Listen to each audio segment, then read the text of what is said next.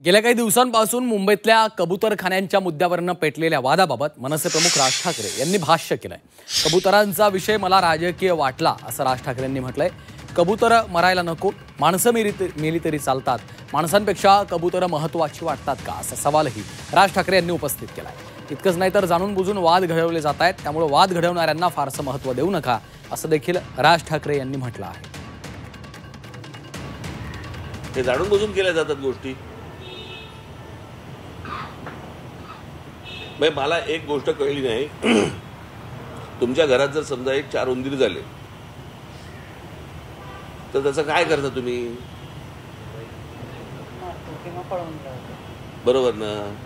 नाही, गणपतीचं वाहन आहे म्हणून ठेवतो का आपण? नाही ना। मग असे कोण जैन लोक आहेत की जे कबुतरावरती बसून फिरायला जातात? काय त्या कबुतरांचं?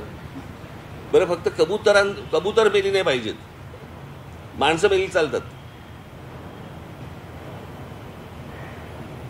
एवढी आज रेल्वे खाली माणसं जात आहेत, इतर सगळी काय आपण ज्याला खड्ड्यांमध्ये माणसं जात आहेत।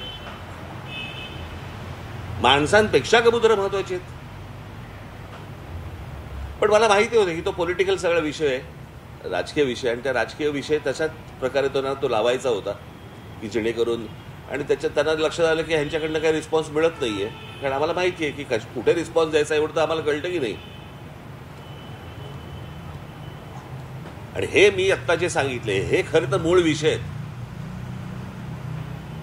ज्या मूळ विषयांकडे आपण सगळे दुर्लक्ष करतो आणि नको त्या गोष्टींमध्ये आपण भरकटत जातो।